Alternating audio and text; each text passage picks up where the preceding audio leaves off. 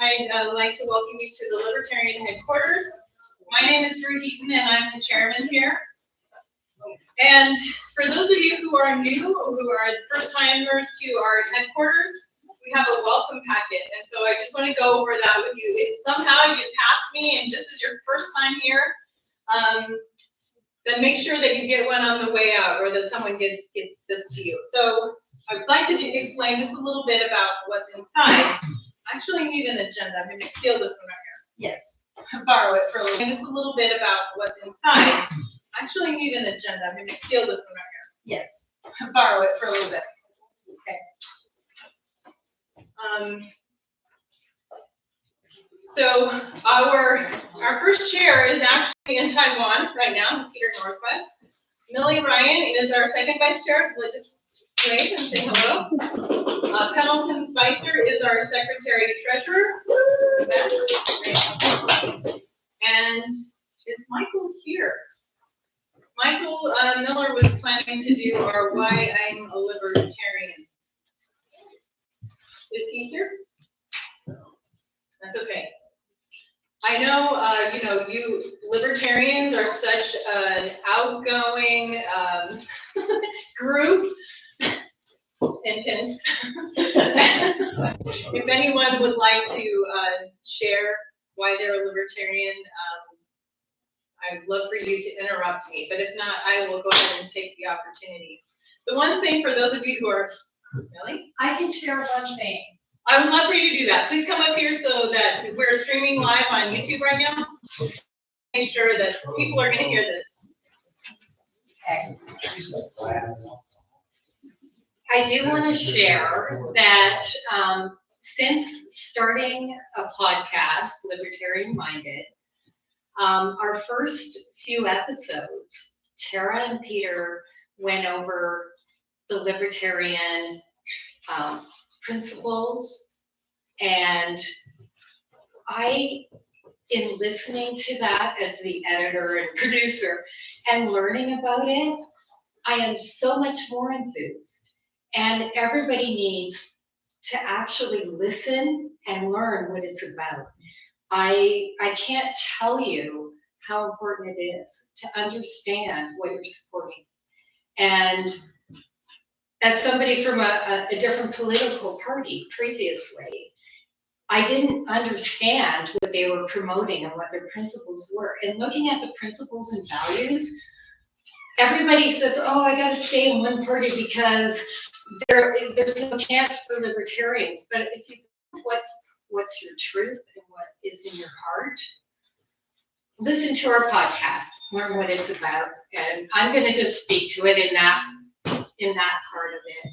So, thank you, Millie. I'm super glad she gave it that plug, because they are building a library so that when they release it and you hear that first podcast, you're like, what's next? So that library is building, and it is really exciting.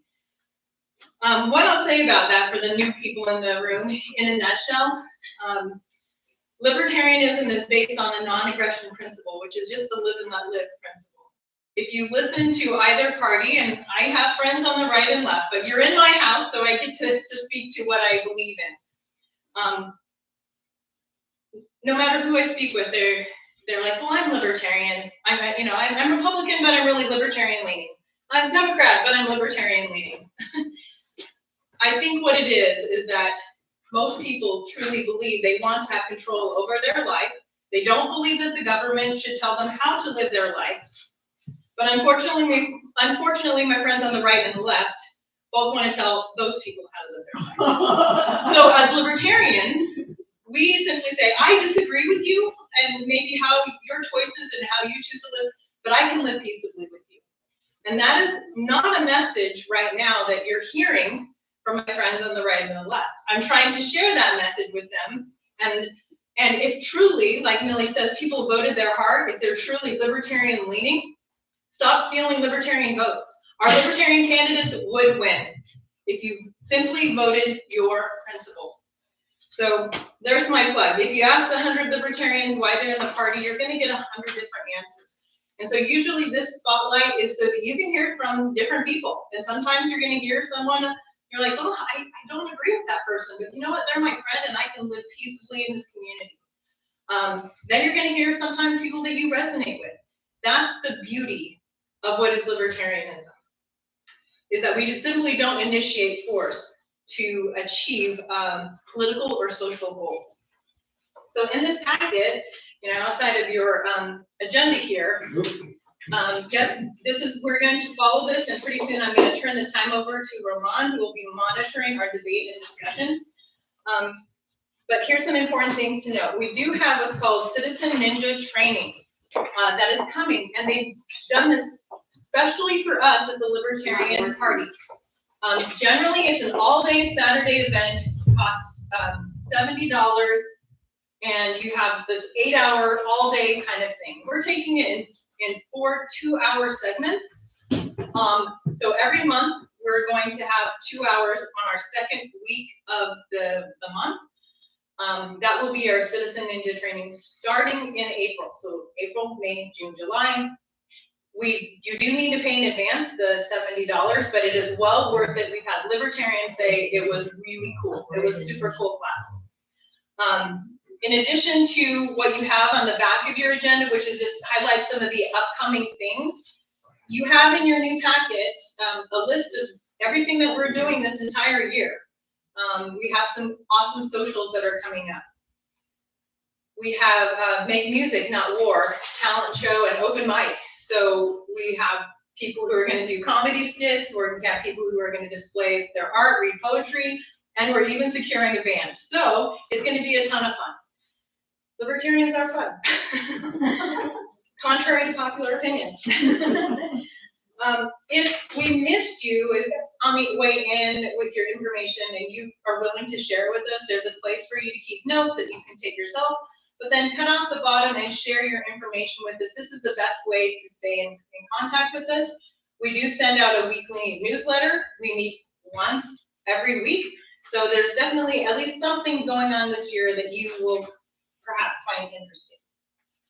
The other thing in the packet is that platform that Millie talked about. This really resonated with me, and it has resonated with a lot of people. Also, you will find our policy cards. So if you want to know at a glance, well, what do you think about the economy or gun ownership, the economy, this is a great nutshell. These cards talk about the National Party, and why would I say that? Because people who have run as in different political parties to win. So, for example, we have a sheriff who has won as a Democrat, but he's registered as a Libertarian with the National Party. Ron Paul, some of you know, he ran as a Libertarian, also as a Republican, but he's a member of the National Party. And why is that important? Because the message that we're sharing, and this is what you would pledge, it's here, is that I certify that I oppose the initiation of force to achieve political and social goals. And at the end of the day, that is the kind of world that we are seeking to live in.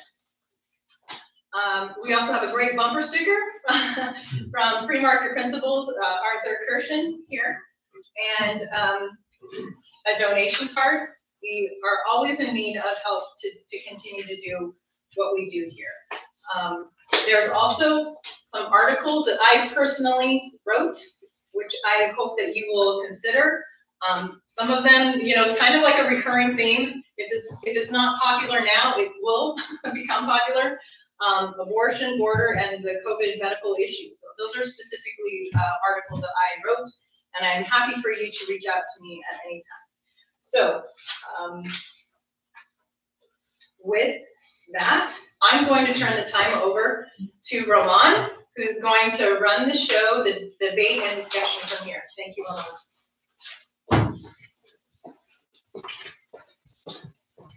Thank you, Drew. Appreciate you. And thank you to the Pima Libertarian Party for hosting this. My name is Roman Garcia. I am the Arizona Libertarian Party Secretary, and I am also lucky to reside here in Pima, where we have our most active county party. And I'm probably going to hear about this on Discord from all the other folks, especially Maricopa. But hey, it's a challenge. Get out there and do some stuff. Check us out, azlp.org. We do have candidates running for this election. And if you're interested in signing up for the state party as well, you can sign up there. You can donate for the at PimaLP.org to the county party. You're welcome, Tara.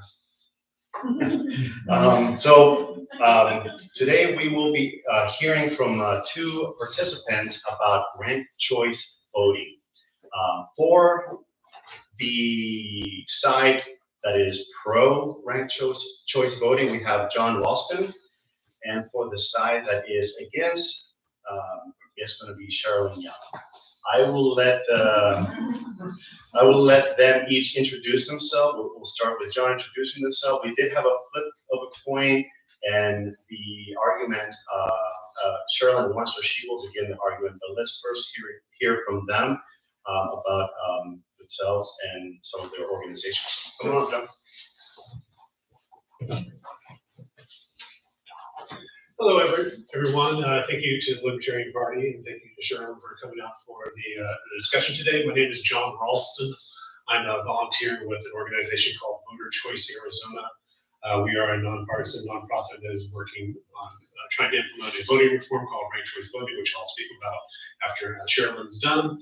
I was born and raised in Southern California, lived there until year 2000, moved out here in the summer of 2000, and lived here ever since.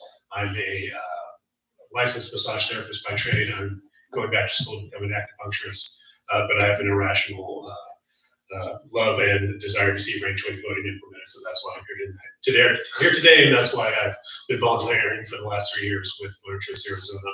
Voter Choice Arizona was established in March of 2020, right before the shutdown, and I can get into a little bit more about that when I get into my presentation. But that's the Cliff Notes version. Thank you very much, and I look forward to talking to you tonight. And again, speaking against, it'll be Sherilyn. You want to come up and introduce yourself? I'm Sherilyn Young. I'm a retired physician, and I'm a Republican. I'm a precinct committeeman, a state committeeman. I was president of Pima County Republican Women's Club for the past 2 years and just turned out, and now Sarah's the president. A year ago, our club sort of recognized that ranked choice voting was going to be coming to Arizona, and we set up a committee to stop ranked choice voting. And we've been trying to the public and let people know that this is a very bad idea. And if you would like to help, we're going to have a sign-up sheet. We've got T-shirts, we've got signs. Pima County Board of Supervisors allows people to set up tables outside the library. And as long as you don't disrupt the people coming in or obstruct them, you can inform people about ranked choice voting. So I'll be speaking more about it in a moment. All right, perfect. Don't worry, you can always go to my.arizona.vote and change your registration to Libertarian. So real quick, the format's going to be a little different. Each participant is going to have 20 minutes to speak to their option that they've selected to speak for. And then each candidate will have 10 minutes to do a rebuttal for the other candidate. They have 10 minutes to do a rebuttal for the other candidate against their other candidate's argument. So without further ado, Sherilyn, please. And hopefully we'll have some time to do some Q&A as well. I'm here to talk about open primaries and ranked choice voting. You may have noticed there's a petition being circulated called Make Elections Fair. And they're telling the public that it's all about open primaries so that independents have more options to vote. This is really a bait and switch proposal. Depending on the number of candidates that are sent from the primary to the general election, they'll need to be ranked by the voters. Open primaries, also called jungle primaries, allow for any person of any party who collects the required number of signatures to be placed on the one primary ballot. Now, in Arizona, we actually have open primaries, If you're an independent or a party not designated, you can choose to vote in the Republican primary or the Democrat primary. Independents can vote in primaries. For the jungle primaries, there's no party designation. Any voter can vote. Is this the second set of slides? It's the most recent. Okay. So these jungle primaries, I don't know why it still says open primary, does away with the party primary system, makes party platforms irrelevant, and completely eliminates elected precinct committee men and any real grassroots influence. It's for ranked choice voting. It's no longer one man, one vote. Ranked choice voting is about a list of candidates from any or no party for every office, and the voter ranks these candidates in order of preference. Can you guys all hear me okay? Yes. A ballot such as the one in Arizona's 2022 general election could have a dozen offices that require the voters to rank up to 5 candidates for every office. Can you imagine a ballot like this? One office for governor in 2022. Katie Hobbs, Terry Lake, Marco Lopez, Scott Neely, Karen Robeson Taylor. So you would rank one first, your second choice, third choice, fourth choice, fifth choice. Can you imagine what it would take to know that much about all the candidates for every office?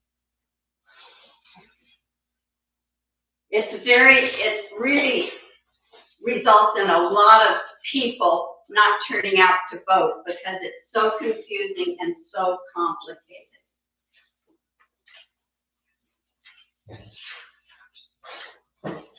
Oh.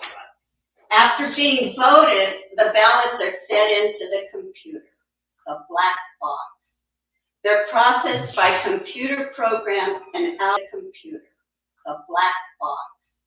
They're processed by computer programs and algorithms that we know nothing about and in no way are specified in this petition. These programs and algorithms could obviously be manipulated to determine outcomes. And once election results are declared, there is no way to audit or confirm the results.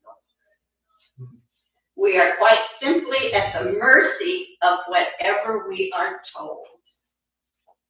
So ranked choice voting is a disaster because it's complicated, it's confusing, it results in voter suppression. The year that Alaska instituted ranked choice voting, they had the lowest voter turnout that they had ever had in their history. Computer programs and algorithms could be arbitrary and inconsistent. We have no way of knowing how it's going to be implemented, and there's no way to audit or confirm the results. These are some actual provisions of the petition initiative. Okay, the initiative includes no specifics about how ranked choice voting will work. None. Most ranked choice voting works with an algorithm that drops the candidate who gets the fewest first choice votes off the ballot. It then moves your second place choice in first place for the next round that goes through the computer. You don't have to turn out and vote again. It just goes through the computer over and over again. They've had elections where the ballots went through the computer 27 different times. This happens for subsequent rounds until some candidate has over 50% of the votes on the ballot still remaining. Now, this does not result in 50% of the votes representing 50% of the voters because ballots are eliminated along the way. Okay, ballots may be exhausted. Say you just vote for 2 candidates and both your candidates get eliminated, your ballot's in the trash. You haven't even voted. Ballots may also have accidental errors that result in their being thrown out. A few questions arise but aren't addressed. What algorithm will be used? Will voters have to rank all candidates for their ballots to qualify? If there's a choice missing, do all other candidates get moved up, or is the ballot disqualified? Will the algorithm be the same from election to election, or can it vary from election to election? The initiative, the petition that you're signing, this petition initiative, requires the state legislature to enact laws determining how this election process will be accomplished. If the legislature fails to enact these laws by a given deadline, which is November 1st, 2025, it goes to the Secretary of State to make all those decisions. That means that even, say the legislature can't do it, it goes to the Secretary of State. Say the legislature does it and the governor vetoes it, it goes to the Secretary of State. Are you comfortable with one person determining our entire election process? It's crazy. Even though our state constitution requires petition initiatives to include a funding source, this proposal exempts itself from that requirement. It's really interesting because the fact that it exempts itself from the requirement indicates to me that they recognize that this is going to cost a fortune. The initiative allows that for elections, the candidates have the option of putting a political party designation next to their names, but they don't have to be nominated or endorsed by that party. So a sham candidate can change their party registration for strategic purposes right up to the day when signatures need to be submitted. Your true ideology need never be indicated.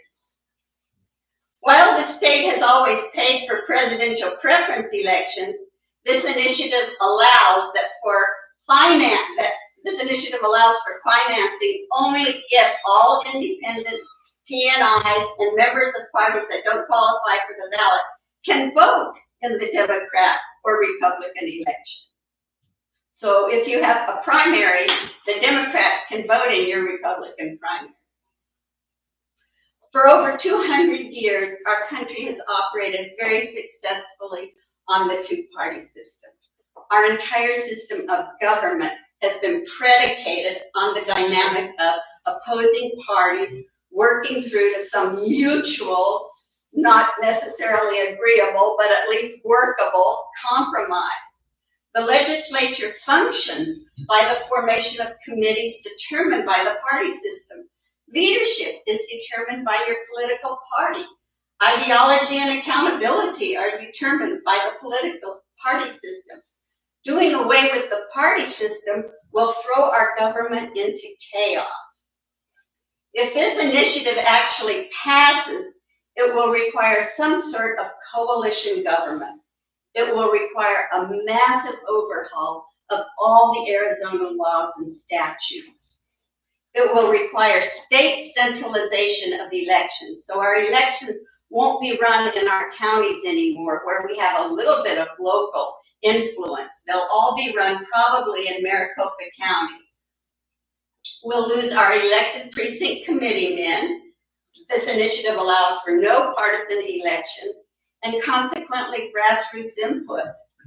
It'll require millions of dollars to change the laws, to centralize all these elections, to institute new technology, and these are all unfunded mandates. The most effective method to stop RCV is to inform the public, and that's what I'm trying to do. I have, as I said, I've got information back there. We may need to verify petition signatures. If anyone's willing to help with any of these projects, I would be most appreciative. And with that, I will end my presentation.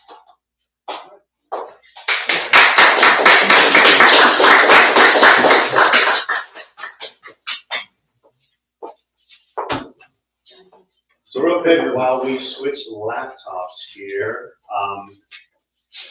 Let John get set up. We'll give, did you want to take any questions? Does anybody have any questions while we switch over our setup? Anybody have any questions? I'm curious if the algorithm is open source. Can it be viewed by the public? No, no. That depends. It has to be written by the state legislature or the Secretary of State. The algorithm, Well, it's not in the law. no, it's not. We have no idea if this passes, what the algorithms will be. It's not specified in any way. Any other questions? All right, thanks, Charlotte. You're welcome. Okay, so did you want to give any rebuttal on her, or you want to? No, I mean, we can do rebuttals and question and answer, things like that. All right, cool. So as we get this set up, Here's what well, it talks to the HDMI cable. So a couple other things that I didn't include in my intro, since Sharon, identified her party registration. I'm a registered member of the Green Party. I'm not an active member, so if you talk to people in the Green Party, so is John. But that's my party registration, in case that matters to some people. Let's see. Voter Choice Arizona and Make Elections Fair are not the same organization. They're different organizations. They have a history together. They used to be partners. And then the people behind Make Elections Fair, in my uncharitable phrasing, stabbed us in the back. So I will do my best to address the Make Elections Fair initiative and comment where I can, but I'm not an expert on their initiative. And truth be known, I don't actually support Make Elections Fair. What I will be talking about is just kind of general ranked choice voting education, so people understand what it's all about, a little bit more about Voter Choice Arizona, as I mentioned, and then during the back and forth, we can get into different things. We're a 501c3 organization, which means we're a nonprofit that deals with education. We have a 501c4 known as Better Ballot Arizona that can do advocacy and put forward initiatives and things like that. Our 501c4 Better Ballot Arizona has a tenuous but working relationship with Make Elections Fair. So there's a lot of confusion that's kind of going on in between our organization, their initiative, and things like that. If people have questions, I'm happy to answer any questions about that. But our mission is to get Arizonans more voice and more choice, mainly through ranked choice voting. This is our coalition of the willing. Basically, there's an advocacy organization, education organization called Fairvote. They produce a lot of the information about pro-ranked choice voting. There's another organization called Rank the Vote. They're kind of an offshoot of a campaign in Massachusetts which tried to implement ranked choice voting in 2020. They were not successful, but then they formed this group called Rank the Vote. It was kind of like a Johnny Appleseed type organization, went down to different states and contacted ranked choice voting supporters in those organizations to create their own state organization in Voter Choice Arizona. It's obviously the Arizona representative of that. Represented us as a good government group. Of the groups here, they and United America are the only groups that have given us money. There's some kind of question like, who's behind you? Who's giving you money? Represent Us gave us about $25,000 3 years ago. United America gave us, I think, about $40,000 recently. Otherwise, we've raised all of our money from Arizonans. The Institute for Political Innovation is a organization run by a lady by the name of Catherine Gell. She's a food millionaire. She's been behind what this innovation of combining open primaries with ranked choice voting, and her branded innovation is called Final Five voting, which they're trying to pass in Nevada. What they have in Alaska is essentially this reform that this Catherine Gell lady has put forward. The other ones are the veterans groups are pretty self-explanatory. The Ranked Choice Voting Resource Center is a group of election officials that help municipalities and areas administer ranked choice voting elections, they have open source software to count ranked choice voting elections. If the software is an issue, they have a free software that's available to municipalities and governments and things like that. Although the vote counting businesses have their own proprietary software, so there's a little bit of ambiguity. There is an option if this legislature somehow passes make elections fair, that they could designate that they require to use this open source software. Otherwise, there may be a battle between the legislature and whether the voting machines went out with their software. So just to address that software question. Basically, I just want to point out that there's been polling over the last 6 years that Americans want, quote unquote, a third party. We speak in code in our society. People don't actually want a third party. They're not rushing out to join the libertarians, which they would. You guys are great. They're not rushing out to join the Greens. But what they mean is they want more choices. And the problem with our current voting system is, I like to say that it's structurally coercive and it limits voters' choices. And that's because when there are two candidates in an election, our voting system works just fine. You just show up, you pick one, somebody wins, somebody loses. God bless America. If there are more than two candidates on a ballot, then there are problems that are associated with our current voting system, mainly something called vote splitting or the spoiler effect. And there's a technical definition for this, but the user-friendly definition would be when there's an election of more than two candidates, if you or somebody that you know votes for somebody, the candidate that they love, and maybe doesn't have a good shot at winning, instead of the candidate they like or can tolerate that has a better shot at winning, those similar candidates can do what's called splitting the vote, and that can paradoxically end up electing the candidate that you don't like. And the preeminent example of this is the 2000 presidential election. Came down to Florida. Ralph Nader ran as on the Green Party. He split the left vote with Al Gore, and George W. Bush won the Electoral College votes in Florida and thus won the election. So this is an example where the vote splitting went against the Democrats. But vote splitting is not a partisan issue. It's a structural issue with the way that we vote. This is an example where the vote splitting went against the Democrats. This is an example where the vote splitting went against the Republicans. Back in 1992, billionaire Ross Perot split the Republican vote and helped bring Bill Clinton to the world. So we're going to see more vote splitting because of the structural issue with the way that we vote. There's probably going to be at least one Green Party candidate. I don't know if the Libertarians are planning on running anybody for the Senate, but there's probably going to be some vote splitting in the Senate election. And then there's definitely going to be vote splitting in the presidential election. I like to say that our current voting system is structurally coercive and limits voters' choices because if you support a candidate that's not necessarily Democrat or Republican, if you want more choices, you are incentivized to quote unquote vote for the lesser of two evils so that your vote doesn't get wasted, so that you don't end up electing a candidate that you don't like. So voters are incentivized by our current voting system to not vote their true preferences. And then candidates are discouraged from running for office to give voters choices because this spoiler label has a powerful disincentive. It has reputational and social consequences, and candidates choose not to run for office because they don't want to be labeled a spoiler. So voters want choices, but they're discouraged from voting for those choices, and the candidates that are running to give voters choices are discouraged from running just because of the structure of the way that we vote. So let me get through some of these things. This is an hour-and-a-half presentation that I put together for Osher Lifelong Learning, so I'm going to try and hustle through it. There's an issue of what Sherilyn also mentioned, sham candidates. A sham candidate is a candidate that purposefully runs to intentionally split the vote to try and benefit a particular candidate.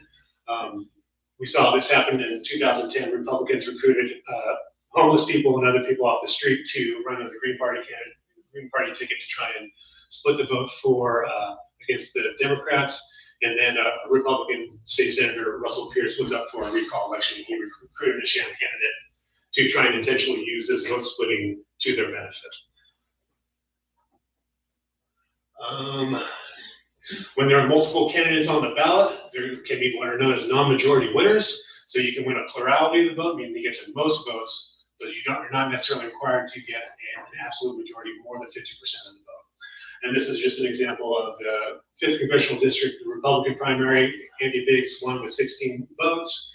He did not get more than 30% of the vote, meaning more than 70% of the electorate in the Republican primary wanted somebody not Andy Biggs, but because he got the most votes, he was the winner.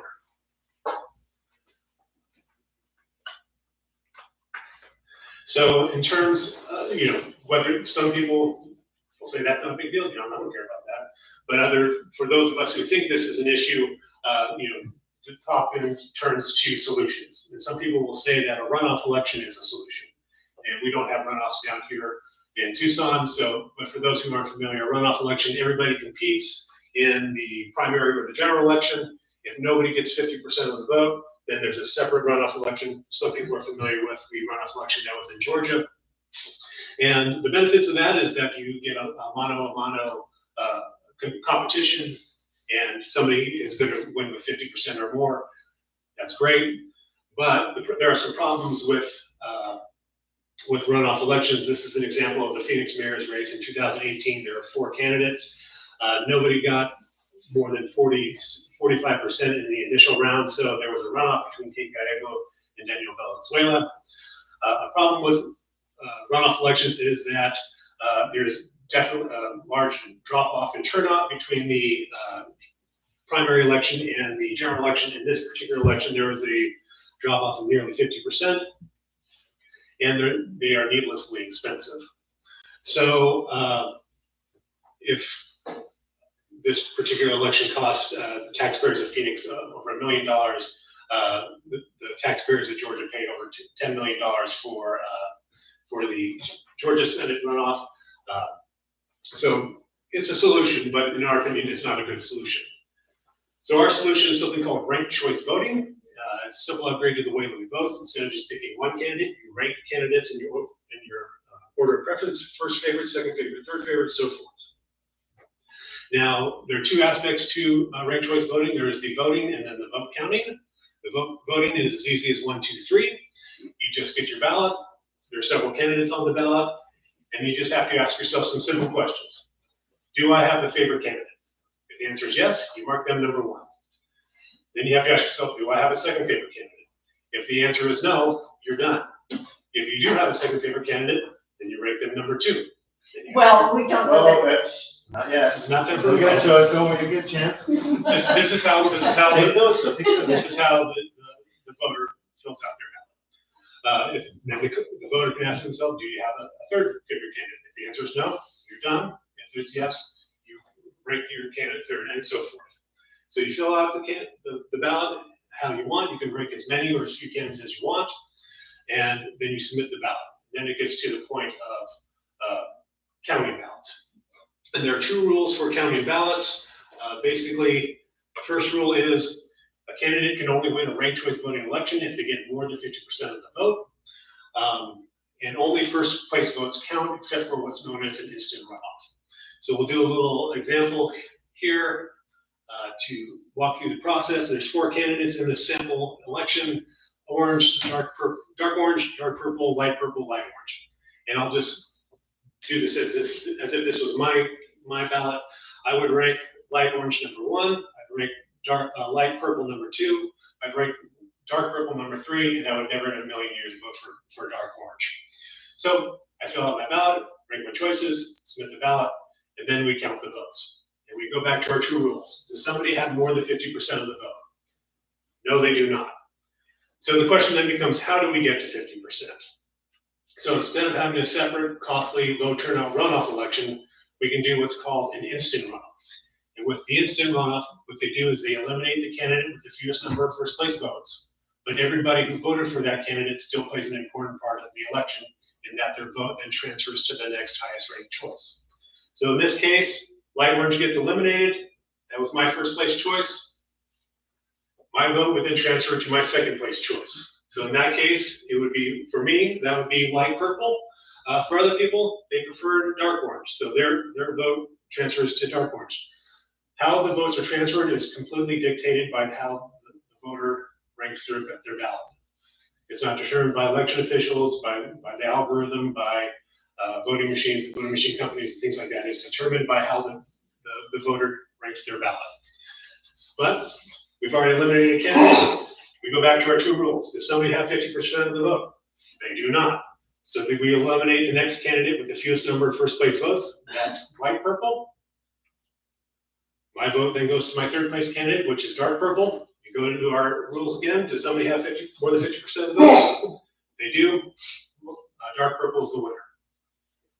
So this has some benefits. There's no more voting for the lesser of 2 evils. You can have your cake and eat it too. You can vote for the candidate that you love and the candidate that you like or can tolerate in order to try and avoid electing the candidate that you don't like. The winner is guaranteed to have a majority support. I put a little asterisk there. Sherwin touched on this. It's a majority of the votes that are in the final round of counting. And that gets into something called exhaustive ballots, which I'll discuss in just a minute. Voters get more choices. There's a tendency where campaigns tend to become more positive. Candidates are incentivized not to tear down their opponents, instead to make a positive argument for why voters should vote for them, not that their opponent is Hitler or whatever. It can increase turnout. That's not a given, but the idea is that more candidates are running. They have campaigns that are actually out talking to voters, being more voters than people, and things like that. And it also removes some barriers for women and people of color to succeed in elections. This is just a map of where ranked choice voting is used in the United States. It's used statewide in Alaska and Maine. There are 2 different variations of ranked choice voting used there. The difference is how the primary is handled. And if I have time, I'll get into that. The southern states use ranked choice voting for military and overseas voters, so that military and overseas voters are not disenfranchised by ballots being mailed back and forth.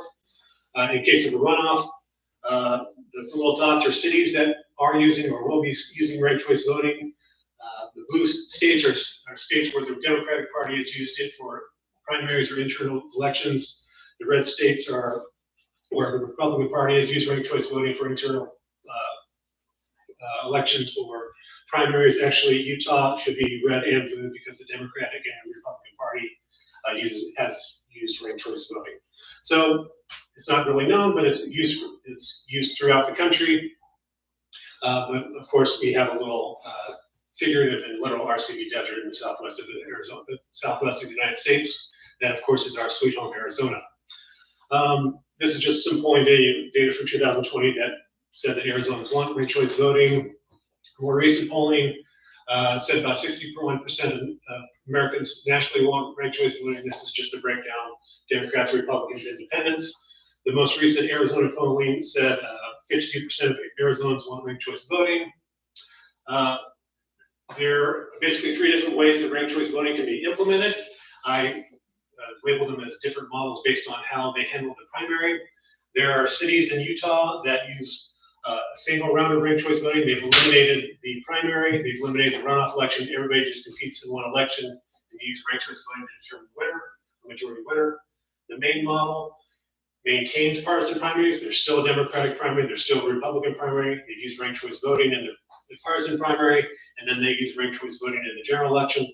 And then the Alaska model integrates both open primaries, nonpartisan primaries, jungle primaries, however you want to refer to them, and then has ranked choice voting in the general election. In Alaska, they have 4 candidates that advance from the open primary to the general election.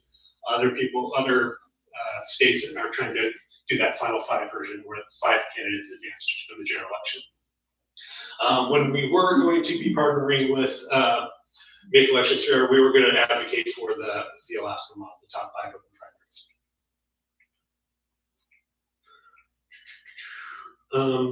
And we'll get into criticisms. I'm sure Sherilyn has a whole bucket full of criticisms. But I want to point out a quote from Thomas Sowell. He's an economist from the Hoover Institute. There are no solutions, there are only trade-offs, and you try and get the best trade-off you can get. That's all you can hope for. So as we talk about pros and cons of ranked choice voting, just understand that there are going to be trade-offs. Basically, the takeaway I'd like for everyone to take from this is, if you want choices, or if you want to mitigate the problems that come with choices, then we have to deal with vote splitting. And ranked choice voting is our solution for dealing with vote splitting. And I'll just leave it right there, and we can get into the back and forth from there. Thank you.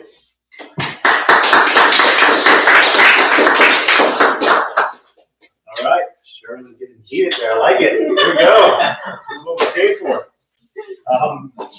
So real quick, I will say, I should have said this at the beginning that it is a friendly debate, and the important thing is that we leave the weapons. No, the important thing is that we're here talking and hearing different points of views.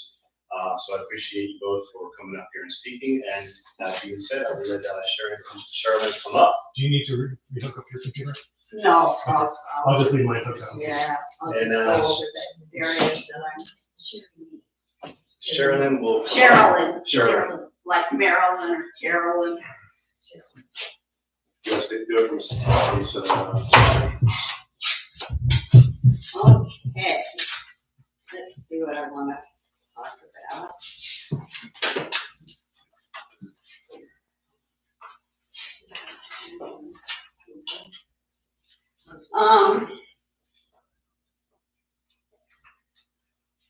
As I said, in Alaska, well, a couple of things. Number one, although Maine has used ranked choice voting and Alaska has used ranked choice voting has been around for many years, and almost everywhere where they used it, they ended up hating it and rescinding it. And they're in the process right now. It was instituted in Alaska via an initiative, and now they've got another initiative to do away with it because they were so unhappy with what happened in the 2020 election. So at any rate, the other thing that I want to point out is that the states that have used ranked choice voting, Alaska and Maine, both have populations smaller than Pima County. So it has never been tried in a state or in any population as big as Arizona. The other thing is that it does result in voter suppression. They had the lowest turnout ever in Alaska, and there's also a study that shows that ranked choice voting hurts minority voters, and it says minority populations had substantially more exhausted and therefore discarded ballots than others. Let's see what else I wanted to talk about. I'm not sure how ranked choice voting is going to do away with the spoiler effect. It seems to me that the whole system is a spoiler effect. Because people can sequentially rank their choices, and there's a sequential elimination runoff. People can basically express their preferences and coalesce around a winning candidate. So there's no more, oh, this candidate stole votes from me, which is a narrative of entitlement that the Democrats and Republicans feel like they're entitled to votes, whereas Americans have a First Amendment right to run for office, they have a First Amendment right to vote for whoever they want. But the structure of the way that we vote frames things so that non-Democrats and Republicans are spoilers and stealing votes. This allows voters to vote for whomever they want, and there's this orderly process to separate the contenders from the pretenders until somebody wins with an absolute majority. I'm not seeing how that works, because if you're still going to vote for your party preference, right? The voter can vote for whomever they want. That's the whole point.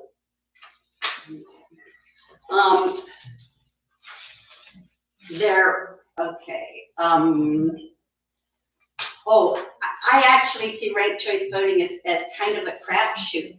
You know, he's saying that you get a majority of people coalescing around the winner. I don't think you get that, because nobody wins. You end up with candidates that nobody really wanted. You end up with your third or fourth choice, and how are they claiming that you can coalesce around this candidate that absolutely no one wanted? I mean, if you look even at this little algorithm that he showed, you ended up with the second choice candidate of the majority of the people. Let's see. It ends up being not a majority, it's a fake majority of the remaining votes. The fabricated majority is accomplished by eliminating some of the voters.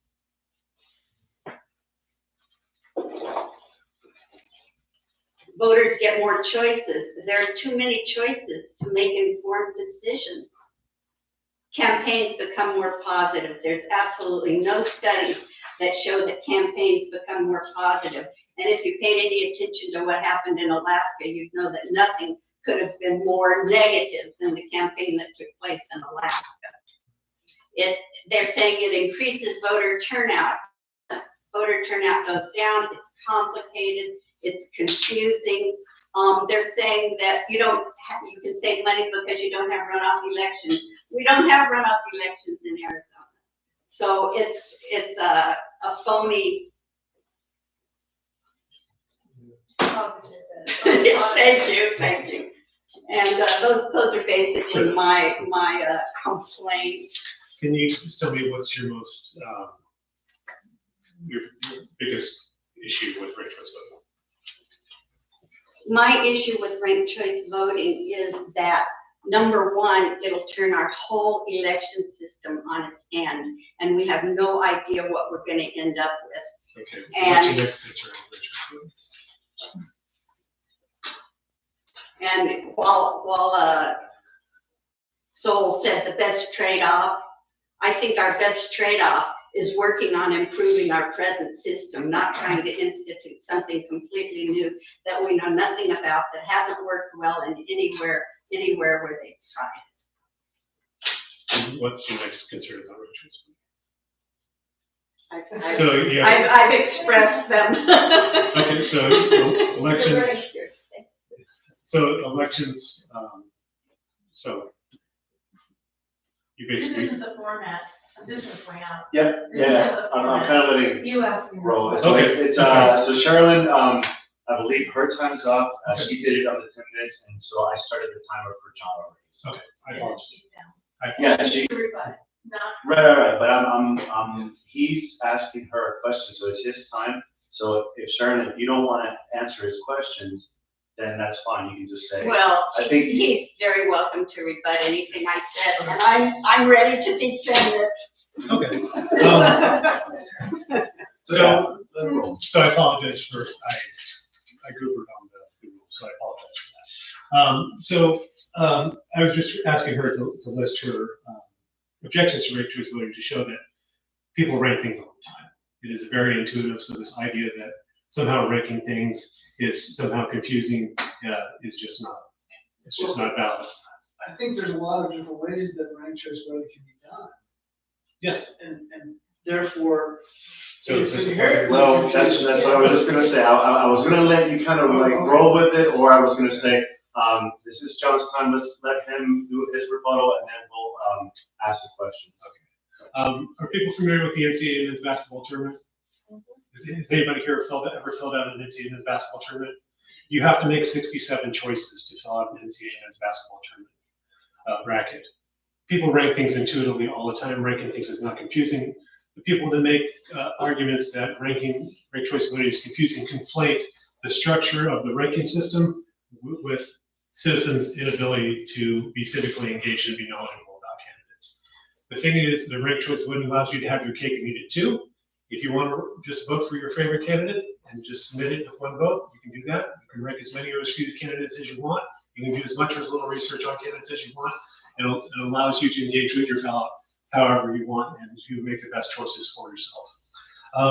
Earlier, Sherilyn said that Arizona has open primaries. Kind of, we have what's known as semi-open primaries. I'm not a huge proponent of open primaries, but there are some people that would like to not be tied to having to pick between the Democrats, or Republicans, or Libertarians, or the Green Party. They want to be able to mix and match and kind of Goldilocks their approach. So that's one of the reasons people are advocating for open primaries. I'm not entirely certain why. Sherilyn mentioned that political parties would be eliminated. I'm not exactly sure why that would be the case. She mentioned that ranked choice voting is confusing. I just don't think that's the case. I think we break things all the time. Black box algorithms, again, I've touched on that. There are open source solutions for that. In terms of audits, everybody can go to the Ranked Choice Voting Resource Center's website. Under tools, they have reports. They have reports on audits and recounts. In terms of Alaska's turnout, it was an off-season election. The Republican Party had spent the time leading up to that election saying that elections were illegitimate and were rigged, so they have to take some responsibility for disempowering their own voters to turn out. I don't understand why it didn't turnout wasn't as good in Alaska. And to Sherilyn's point, advocates of ranked choice voting do make the case that it does tend to increase turnout. I think that's a soft argument. It just depends on the particular election. Sherilyn mentioned an election where ballots were run 27 times. I'm assuming that was just because there were multiple candidates running, and it took several runnings of the ballots in order to get to a majority winner. In terms of centralizing elections, the first round of the elections would still be at the county level, but if there were a runoff, then for state and federal offices, then that would probably need to be centralized at like Maricopa County or something like that. So yes and no on that. Republicans, Sherilyn expressed concerns about legislative district precinct committee people. I'm not active in any party, so I can't comment on that. In terms of repeals of ranked choice voting, it has been repealed at times throughout the country. There are various reasons for that. Sometimes election administrators have not run the election well, and the electorate has gotten upset about it. Sometimes it has elected, Black people, women, and people of color, and labor leaders, and then the business community strikes back about that. So there are various different reasons why it has been repealed, or they elect a firebrand candidate that the electorate then gets buyer's remorse about, and then they blame the structure of the ranked choice voting as opposed to blaming the candidate. In terms of the Alaska repeal, just as an anecdote, for the past 3 years, I've been standing on street corners, going to street fairs and things like that, talking to people about ranked choice voting, and I've run into over 3 dozen Alaskans. 2 of them have said they don't like ranked choice voting, the other 34 have said that they love it. So that's anecdotal. We'll see what plays out in Alaska. They have it on the ballot. We'll see whether they repeal it or not, but that's been my experience. In terms of populations that use ranked choice voting, the country of Australia has used ranked choice voting for over 100 years. Ireland has used it for over 100 years. It's used with large populations. It can be done. In terms of getting candidates, winners that no one wants, 94% of the time, the candidate that gets the most number of first place votes wins, regardless of whether they get 50% on the first ballot or they win on the instant runoff. So only 6% of the time there is a come from behind winner. In terms of studies, I don't usually like to make arguments based on studies because I'm of the opinion there are liars, damn liars, and statisticians. And I think studies kind of fall into those categories. If people want to do research on ranked choice voting, they can go to Fairvote. That's the main pro ranked choice voting organization. There's a researcher, his name is Jack Santucci, Santucci.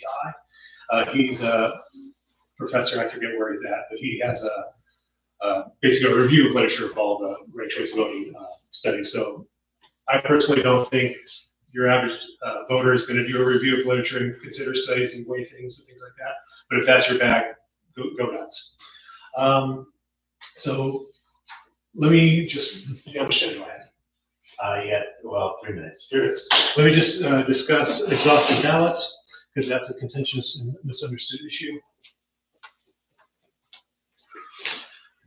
So essentially, anytime someone votes for like an independent third-party candidate or a write-in candidate, and their vote is essentially exhausted, meaning it doesn't contribute to the two-person, the main matchup in the election.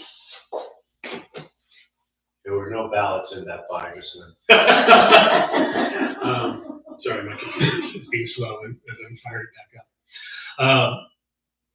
with our current voting system, basically, if you vote for a third party, an independent or write-in candidate, you're essentially exhausting your ballot. In terms of ranked choice voting, an exhausted ballot is when somebody only ranks a certain number of candidates and that they don't rank any candidates that make it to that final round. So opponents of ranked choice voting like to say that the ballot gets thrown in the trash, and that's not the case. It's similar to a runoff election where somebody shows up and votes in the primary, but then does not show up and vote in the runoff election. Did that person get their vote thrown away, or did they just not simply show up and register a vote? So in ranked choice voting, it's meant to kind of give you the benefit of a runoff election in one election. And if somebody simply doesn't rank a candidate that ends up in the final round of voting, then their vote, they didn't register a vote, it can't count towards the total number of votes. So there becomes a lot of pedantic kind of parsing of words. I wish I could get to my slide. But that's the basics of exhausted votes.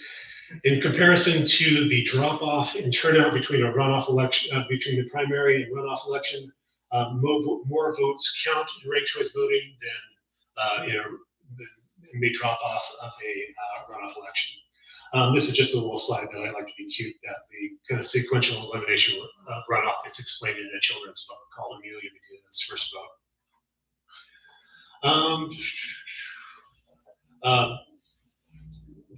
Every time there's an election in ranked choice voting, when it's originally implemented, the loser sues. In Maine, when ranked choice voting was implemented, the losers sued, and ranked choice voting was upheld as constitutional, and the judge had this to say about exhausted ballots. Choosing not to participate in the additional rounds of ranked choice voting is not the same thing as having your vote tossed out. Ranked choice voting is not unfair just because some people choose not to follow the full process. That was Judge Lance Walker, the U.S. District Judge of Bangor, Maine. He was nominated by Donald Trump. The case was Barber et al. V. Dunlap. Barber. Okay, cool. All right, so I know we had a format to follow. We try to, follow it as much as possible. And I know that Sherilyn did not take up her entire 10 minutes with rebuttal, but now that she has her, are you guys okay if we just give each candidate maybe 2 minutes to speak? Because we got done super early, so if you guys are okay with it, maybe give Sherilyn 2 minutes. We can do 5 minutes. What do you guys think? Should we do ranked choice voting to see? 2 minutes? All right. Everybody okay? 2 minutes? I just speaking about this, that last choosing not to participate in the additional round of ranked choice voting. What they're saying there is that if you don't rank every single person on your ballot, if you absolutely detest the fifth person on the ballot and will not vote for that person no matter what, you are putting yourself at risk for having your ballot exhausted. And so I think that, you're actually forcing people to vote for people that they would never vote for in an election. Or you can be thrown out. All right, do you want to do a quick rebuttal to that, John? Or? Sure, that's what I refer to as my new favorite game show called the Wheel of Obfuscation. It's this circular argument where opponents will say, ranked choice voting, they will throw your ballot away. And then the wheel comes back down. We say, no, voters have complete control over how they interact with their ballot. If you really want to avoid having your vote exhausted, just vote for one of the two main, Democrat or Republican. That's probably going to end up in voting. And the wheel spins back over, and the ranked choice voting opponents say, they're telling you have to vote for candidates that you don't like. Yeah. And then the wheel spins back and say, no, you can rank as many or as few candidates as you want. You have complete control of how you engage with the ballot. And this circular argument goes round and round. And the thing is, they just don't like ranked choice voting. They can't just come out and say it. They just don't like it. They like the way things are, and that's perfectly valid. This is a public discussion. But that wheel of obfuscation argument has no validity in my opinion. All right. Thank you both very much. We'll do Q&As, and then since we have plenty of time, we'll do a closing arguments as well, just to closing things out. Go ahead, question. You know, I was just wondering if there are, I've been looking at this for a while, and I'm just wondering if there are some situations where ranked choice voting wouldn't work right. Like I have heard that in, just playing devil's advocate a little bit, that it does work well, like in the party primary, not the party primaries, but within like the Democratic Party or the Republican Party, where they're trying to figure out who, Yeah. when they're doing that kind of an election where it's within one Right. sort of framework, and or a town. Yeah, I mean, like a small town. that's a good question. I mean, if there are a large majority of, like a small town. that's a good question. I mean, if there are a large majority of Democrats that support this, is it done within like the party elections, like they're selecting their chairs and things like that? Do they have that already in place? Are they using it? Yeah, I mean, here in Arizona, the Democratic Party has occasionally used ranked choice voting for internal party elections.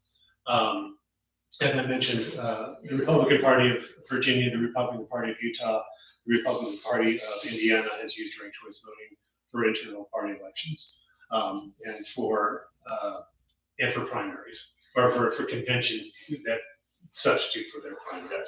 I'm just sort of wondering if it's a scale thing. I mean, Sherilyn said, for example, that Maine and Alaska are two states that are number one about the registered voter population of Pima County, which is not particularly large. The second thing about them is they both do centralized processing already. They already do it. So, for example, the state, when we go to big, like a major scale, California is a really gigantic state. They have turned down statewide ranked choice voting repeatedly. They don't want it for statewide races, but they do it in Oakland and Alameda County and in different places. So when evaluating for ranked choice voting for, say, a state. Is there a question in there? Yeah. Because, I mean, I think we have a third participant who wants to kind of go in between. Sorry. No, it's all right. But I'm just wondering if is it possible that it's a scale, it's a little bit of a scale. Yeah. I think for right now, it would be based on how it's being implemented. Yeah. I mean, how it's being campaigned on, right? Is it something that currently is trying to pass at the state level to do it throughout Arizona? So yeah, I mean, in those cases, when it does come up for a ballot, there's always those booklets that you can actually write in and put pro or for any kind of legislation. So I would suggest that you can actually write in and put pro or for any kind of legislation. So I would suggest everybody take part in that. Question? I think I have like a clarifying question. At least I've been told that as a country we're having trouble getting people to come out and vote. So isn't the utilization of ranked choice voting further discouraging people to vote? Because essentially, as you explained, if you don't rank all the candidates, your ballot can not be, or it's not as effective. So in order to have your votes to be counted, you have to thoroughly research every one of the candidates, and I think that's a lengthy process. So wouldn't that further discourage voting? It's a huge change in the system, but it discouraged people from, making things maybe, I don't want to say more complex, but a huge change like that does make things more complex until you learn it. I work in IT, so whenever we implement something new, everybody's just hates me. But then after, a few weeks, they're like, oh, actually, it's not that. So Sherilyn, did you have any response to that? Since you jumped in last time? So I think you kind of make that point, right? Is making these large changes going to basically push people away from actually, is it going to lower the turnout? I think that's the question. Yeah. I think it would make it, I'm just throwing this out. I mean, statistics have shown that it does result in suppression of voter turnout. But just thinking about it myself, I mean, I would go, oh, I don't have time to research all this. I don't want to be making choices that have such a dramatic effect on my life that I don't know anything about. So I'll just stay home and let people who have studied it do the voting. And I think the people who are doing the voting may not be voting in my best interest. So I think it's a bad idea.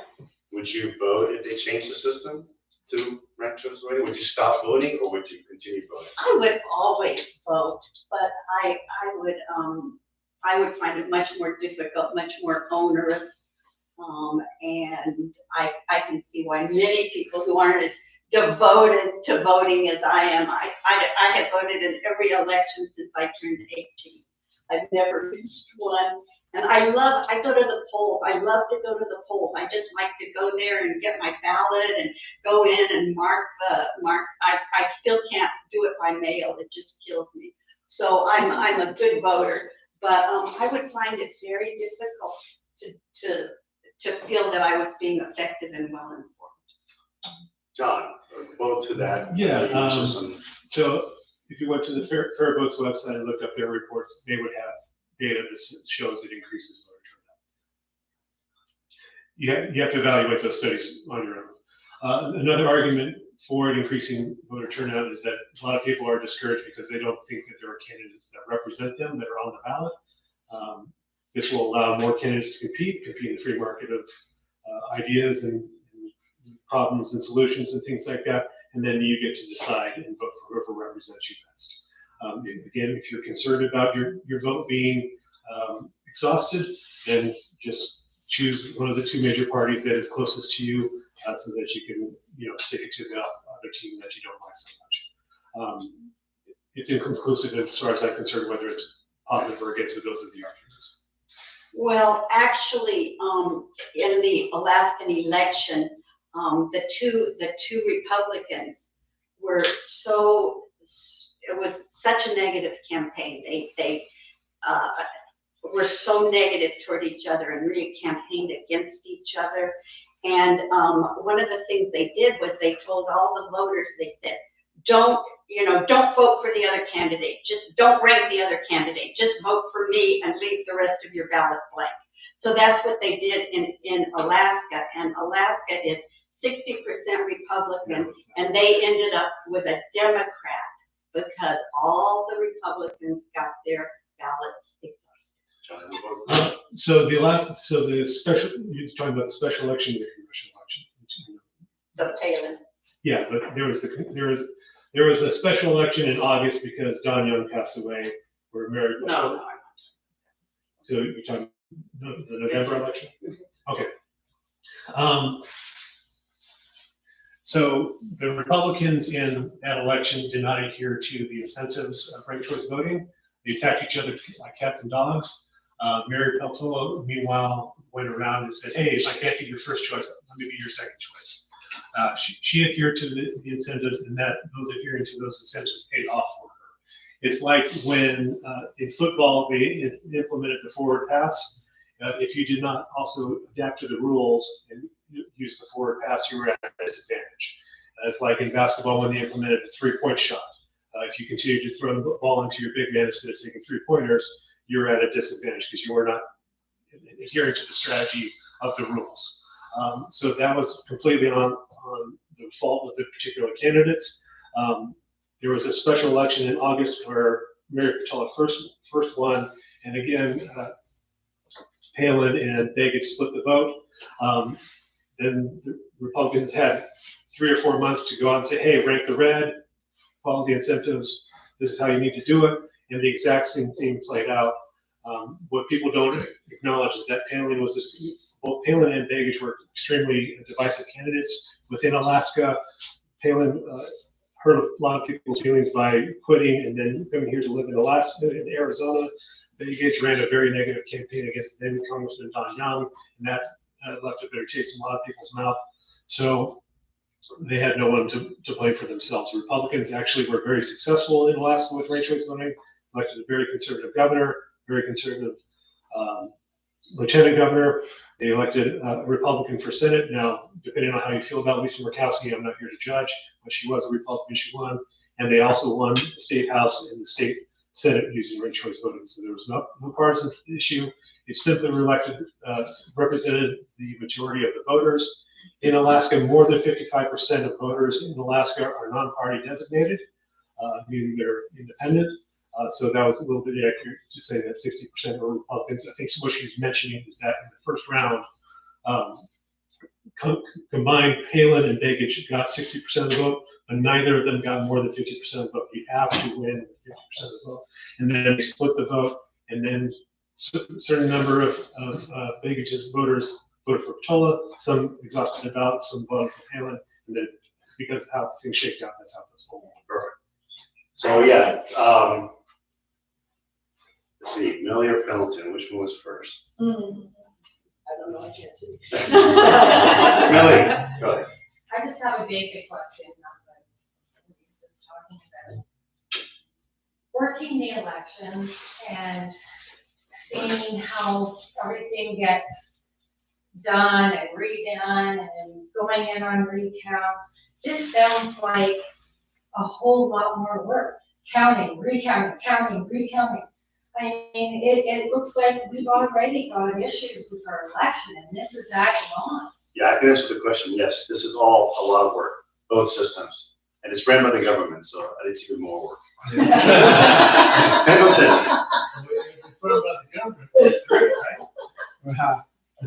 I just, a point of clarification, and then I have probably a comment after that.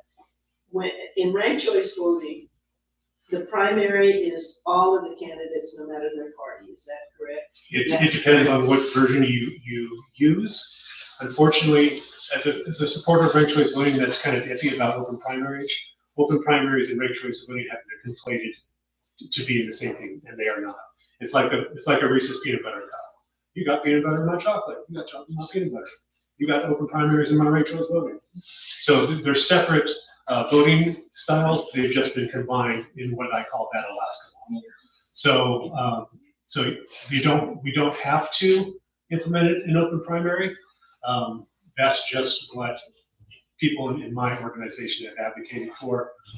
Personally, I pitched a fit 2 years ago about that. I wanted to do the main model where partisan primaries are maintained, just use ranked choice voting in the primary, and then use ranked choice voting in the general election if there are more than 2 candidates. But I lost that argument. It's implied in the petition that the open primary will take the people who get the top 5 people who get the most votes. Whether it's an open primary would be ranked or not, I have no idea. That's not in the petition, but they're not addressing it. So my take on it was that we were going to have a general primary, and the 5 candidates who got the most votes were going to advance to the general.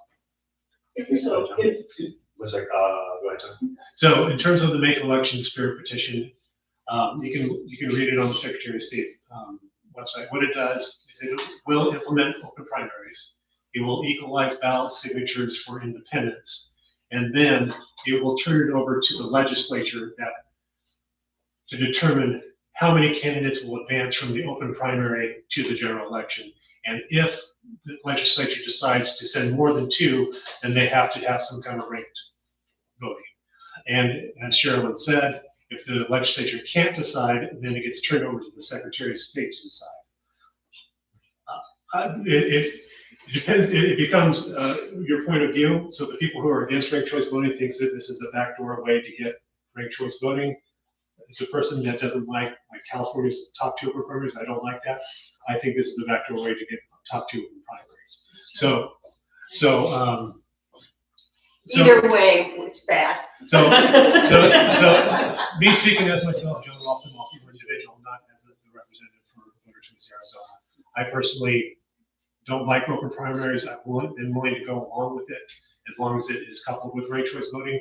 But if Make Elections Fair is passed, it will not automatically implement ranked choice voting. It has to go a further step of either getting implemented by the legislature, which is trying to ban ranked choice voting, or it goes to the Secretary of State And either way, it's going to be challenged legally, and I'm not sure if it'll pass muster or not. Did you have a question? Because in other words, that was a clarification, and we let the clarification happen. Was there a question as well? Or?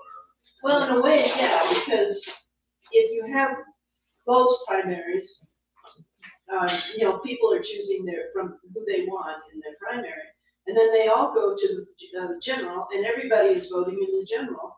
And it's kind of like, except there's no ranking, but it's kind of like ranked choice voting in the general.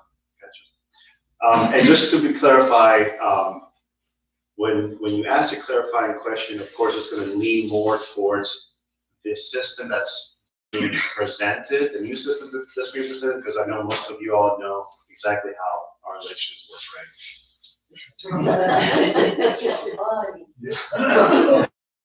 My question is about this open primary petition, because it sounds like that open primary petition mandates that the state legislature or the Secretary of State implement ranked choice voting, or is it just allow I'm them? sorry. No, That's there's more than two candidates. What if there's a Green and a Libertarian and then a couple of independents? Then the Libertarian gets thrown out because he got the sixth most votes. So It's either top 2, 3, 4, or 5. So And the legislature has to decide it. yeah, yes, she's absolutely correct. Now, from my point of view, I think it will end up. I do not foresee the Democrats or Republicans wanting to introduce more competition. So I think it will be a backdoor way into a top 2 primary. That's my personal opinion. But it leaves it open for there to be 3-person ranked choice voting, 4-person ranked choice voting, 5-person ranked choice voting, because I think they limit it to possibly a top 5. So. And that's what's in the actual petition to open the primaries? Yes. Yes. Go on the Secretary of State's website, you can read the full. First paragraph. And if anybody's going to know about elections, it's going to be Arthur. So. Yeah, and it's very, if you read the petition, there is nothing specific. It says, as provided by law, for any office to which one candidate is to be elected, not fewer than 2 candidates and not more than 5 candidates may advance from the primary election to the general election. Okay, so you've got one office and you can send anywhere from 2 to 5 candidates to the general. And that's going to be decided by either the legislature or the Secretary of State. And if more than 2 are sent, then it requires ranked choice voting. But isn't that just doing away with the Libertarian primary altogether? It does away with all the It's basically primaries. abolishing us as a party. It abolishes everyone as a party. So, and just to let you know, you guys know, so what we're saying is that the party was elect their candidates to present to the general, right? That's the way it is now. That's the way. No, it's a jungle primary. Everybody gets to vote on That's those candidates. Well, I mean, in California, they had a couple of Democrats who got more than the Republicans, so 2 Democrats ended up in the general election. Exactly. You could end up with all Democrats, you could end up with 5 Republicans. And what we're just, because I'm clarifying, because that might answer some of the questions that just came up. So what we're saying is, so this is not necessarily ranked choice voting, this is the legislation that's being presented in Arizona, just so everybody's clear, right? So Ranked choice voting, I know, and that would be my follow-up is that you've made the argument that having a ranked choice voting causes anybody who doesn't vote for everybody into a rank has lost their vote if they get thrown out. If it gets thrown out. But don't everybody who loses gets their ballot thrown out? I mean, I voted Libertarian. I didn't win. All the people who voted Republican in Tucson didn't win either, so their votes got thrown out too. So this is where I disagree with the term thrown out. Right, there's no such thing as throwing out your vote. It counted, you just didn't win, right? Throwing it out is just a silly word. Well, but the problem is that they're claiming that you're getting elected by a 50% majority, and there is no longer a 50% majority. I mean, you can get elected if you get enough ballots exhausted or thrown out, you can get elected with a 25% majority. Because it's on elections left. It's of what's left. It's what's left, In the Alaska race for the House seat, 21% of the ballots were exhausted. I mean, it was an extreme situation. And that was their choice. Yeah, that was. Question over here. Yeah, I just seem, thinking like typically when like progressive things happen in government, it's like if the institution's created and it's there, it's now like, it's like how do you get rid of it if you don't like it? Is there ways you can change it or polish it to make it work a little Well, better? I'm sorry, finish. Did I think, Can I step on your toe? Okay. There are basically three ways that you can implement ranked choice voting. You can do it at the city level, you can do it at the legislature, or you can do it with a statewide ballot initiative. Our organization tried to pursue with charter cities to pursue implementing ranked choice voting at the city level with charter cities that have some home rule capacity. However, the state legislature has been aggressively against ranked choice voting, and the representatives that we've met with at the city level didn't want the headaches of sticking their neck out, trying to implement it, have the state legislature possibly sue them, withhold state revenues, things like that. Going through the legislature isn't going to work. The Freedom Caucus of the state legislature is aggressively against ranked choice voting, so we're not going to be able to implement it that way. So that just leaves the state referendum. So the state referendum is less likely, is less able to be,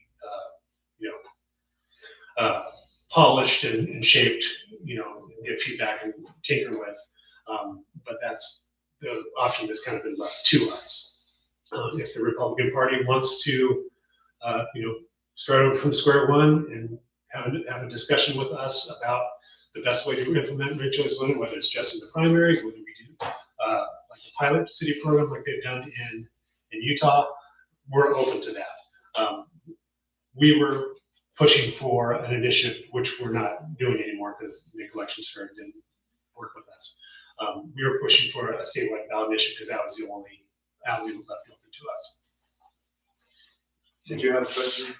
Yeah, it had to do with one of the things on your slide, the regularities. It was District 10, I think it was San Francisco. There were 21 candidates. Yeah. Can you explain the background for that? There were different parties and how many each? No, my understanding it was like a county commission election, and they use single round ranked choice voting.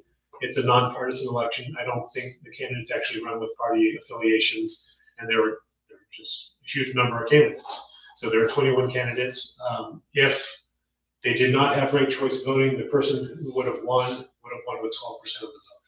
So then it becomes this dilemma of like, okay. Well, they could have won with 12% of the first rank vote. Yeah, okay. If it were just a regular pick one election, there were just 20 candidates, there was no ranking. The person who would have won with 12% of the vote. That's not representative of the community, so then they use ranked choice voting to try and coalesce around a consensus candidate to get the majority. There's quibbling about what is majority, is this the majority of the. Oh, I thought that person won. What's that? I thought that person won with, actually only had 12% on the first round. No, after in that particular election, the person who came in third place in the first round won through the instant runoff. But there are multiple rounds of vote counting because there are so many candidates. Now, was that multiple rounds done with the computer? I believe so. Rather than additional, You don't have to keep counting them over and over again. No, it's just- It's all in the computer. It's in the computer, it does it. The algorithm does it. Now, basically, there's concern about the algorithm. So if I don't support Make Elections Fair, but if Make Elections Fair passes, one of the things is it goes to the legislature has to hash all this out. So if people are for ranked choice voting, but they're concerned about that black box algorithm, then you can hammer on your representative and say, we want clarity, we want an open source code. Those details can be worked out. Well, actually, At least that's what I understand. voter choice did have a petition initially, the Better Ballots Yeah. petition that actually did describe how ranked choice voting was gonna work. So in some ways, it was a better petition, at least I it agree. specified how the algorithm was supposed to work. This one is just insane. So it would go, if it passed and if the legislature decides to allow for multiple candidates to win, that can be hashed out by the legislature. So, Any other questions? The legislature could, when they implement that, just say that the highest vote getter for each party goes to the general election. Or is that not an option? with Make Elections Fair, if Make Elections Fair passes, it implements without a doubt open primaries. So partisan primaries are gone. There is this. And yet you still have a party designation on that primary. Candidates can run with a party designation, but it's meant, there are different people make up the coalition that support open primaries. Part of that coalition wants to take power away from the parties and take the power away from the parties being able to decide their candidate. So any number of candidates can run as a DER, GL, independent, no labels, what have you. And they all just compete in the open primary. You pick one, and depending on what they choose, if it's the top two, only 2 advance to the general election, 3 advance, 4 advance, 5 advance. And then if they have more than 2 candidates, then they use ranked choice voting. Any other questions? Or did you want to say anything in addition to that? I just have a comment. Okay. Does the state legislator need more stuff to do? No. I'll answer the phone now. Yeah, that's what I was wondering, you know, they actually turned over so much of our election process as it is to the Secretary of State with the elections manuals. And for them to actually come up with a whole new system, I just don't see how they're gonna do it. I mean, I guess they can hire a whole bunch of experts, but it's not a job that the legislature can really handle. Let me point something out. My understanding is that some third-party organization, or not third-party, just nonpartisan, they call them, has raised $6.2 million to put this open primary with possibly mandatory ranked choice voting on ballots. It's only going to cost them $1.2 million to get the signatures. So they've got $5 million to spend just to convince people to vote yes on that when it goes to the general election. Yeah, you make an excellent point, because that's why we're fighting it so hard at the decline to sign level. If we can keep it off the ballot, we're much better off. If they get it on the ballot with $6 million or however much they can raise, we're gonna have a really hard time fighting it. All right, did you all have any closing arguments, closing statements that you want to? I just want to thank everybody for coming out. I want to thank Cheryl Yeah, for engaging in the dialogue. Our organization has trained volunteers to go out and speak, and I love talking about this stuff, whether Cheryl, wipes the floor with me or not. I just like to talk about it. So I'm open to doing this throughout Pima County. We're a statewide organization. If there are other groups throughout the state that you would like to have this type of presentation or discussion, just go to our website, voterchoicearizona.org. If we wanted to do the odd couple thing, we can go out the state and do a statewide Lincoln Douglas style debate if you like. I'm totally open to that. Otherwise, again, thank you very much for your time and the opportunity. And I just want to thank you both for giving us facts and not getting into garbage. I came to see if there could be a debate, that wasn't rancorous. Yeah. There we go. Who we got it? So real quick straw poll. Who would be in favor of ranked choice voting? Who would be? Well, I think in the absence. Well, of there's primaries, let me just say, would. there's 3 choices, right? There's going to be for, against, and then you need more information. So for ranked choice voting, All right, hands down. Against? And then hands down, and then need more information. And I think you guys said there might be more information at the table right there. And who here doesn't like the government?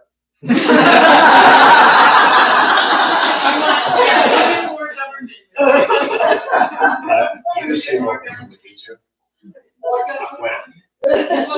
No. All right, thank you all very much. I really appreciate it, everybody. Thank you. Have a good night. Thank you. What's that? I said you were very Oh, thank you. My pleasure. So, I have a question. Yes. Why?